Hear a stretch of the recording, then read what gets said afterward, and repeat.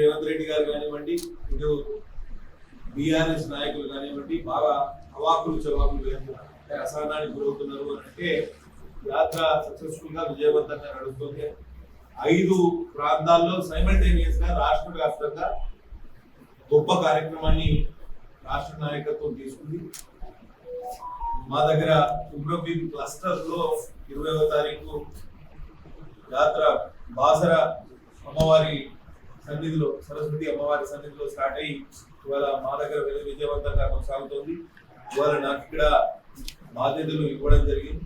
ఇవాళ ఇక్కడ అచ్చంపేట నియోజకవర్గ కేంద్రానికి రావడం జరిగింది. కృష్ణమ్మ క్లస్టర్ లో భాగంగా ఇంకొక 2 రోజుల పాటు ఈ యాత్రను కొనసాగించే అవకాశం ఉన్నది.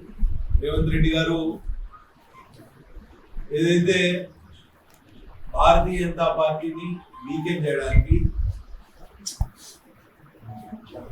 భారతీయ జనతా పార్టీని లైవ్ నోట్ లో లేకుండా చేయడానికి చాలా ప్రయత్నం చేస్తున్నారు. సిస్టమాటిక్ గా నిన్నటి స్టేట్మెంట్ చూడండి, ఒక్క ఎంపీ సీట్ అయినా గెలిచి చూపించు కేటీఆర్ అని చెప్పి అని సవాల్ విసురుతున్నారు. మరి ఒక్క ఎంపీ సీటు కూడా గెలవలేని వారిని ఎందుకు లైవ్ లైట్ లోకి తీసుకురావడానికి ప్రయత్నం చేస్తున్నారు అనేది మనం ఒకసారి అర్థం చేసుకోవాలి. ఎందుకంటే వారికి సేఫ్ అపోజిషన్ ఎవరు అని అంటే బీఆర్ఎస్ అపోజిషన్ లో ఉంటే వారికి కాంగ్రెస్ పార్టీకి అడ్వాంటేజ్ అవుతుంది. కాబట్టి కేవలం బీఆర్ఎస్ చుట్టూ రాజకీయాలను తిప్పి రాజకీయంగా లబ్ధి పొందుతామనే దురాలోచనతోటి కాంగ్రెస్ పార్టీ నాయకత్వం ఉన్నదనేది మనకు అందరికీ అర్థమవుతుంది. ఇవాళ అందరికీ తెలుసు, రాష్ట్ర వ్యాప్తంగా సర్వేలు కానివ్వండి. నిన్న నేను ఒక ప్రముఖ సెఫాలజిస్ట్ కూడా కలిసిన, అంతకుముందు అసెంబ్లీలో కేసీఆర్ కుటుంబ సభ్యులను ఒకటి కలిసిన, దుష్ట ఏమంటారు కదా, 4 ఒక వ్యక్తిని కలిసి వాళ్ళు కూడా చెప్తున్నారు భారతీయ జనతా పార్టీ పార్లమెంట్ ఎన్నికల్లో 8 నుంచి 12 సీట్లు గెలుస్తారు.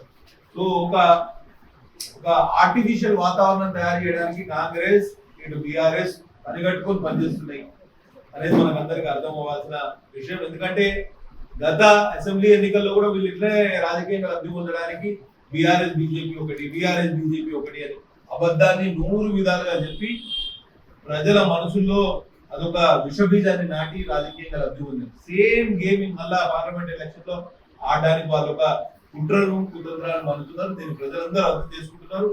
పార్లమెంట్ ఎన్నికల్లో జాతీయ స్థాయిలో దేశానికి ఒక నాయకుడిని ఎన్నుకునే ప్రక్రియలో నాకు ప్రగాఢమైన నమ్మకం ఉన్నది, విశ్వాసం ఉన్నది.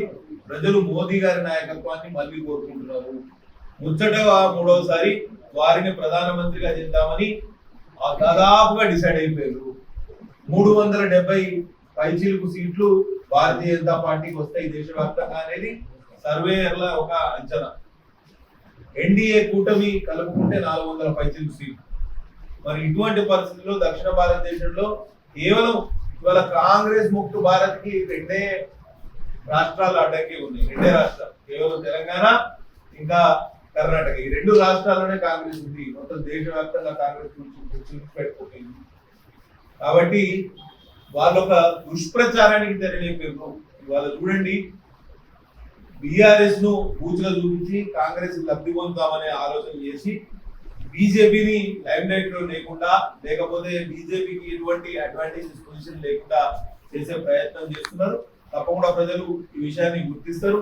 ఇవాళ కేవలం మోదీజీ నాయకత్వం వల్లనే భారతదేశానికి ప్రపంచ దేశాల్లో ఒక అత్యున్నత స్థాయి, అత్యున్నతంగా ఒక ఇమేజ్ ఏర్పడ్డది. కాబట్టి ప్రజలు ఇవాళ 370 ఆర్టికల్ రద్దుతోటి కాశ్మీర్ ను భారతదేశంలో అంతర్భాగంగా చేయడం కానివ్వండి, 500 సంవత్సరాలుగా పెండింగ్ లో ఉన్న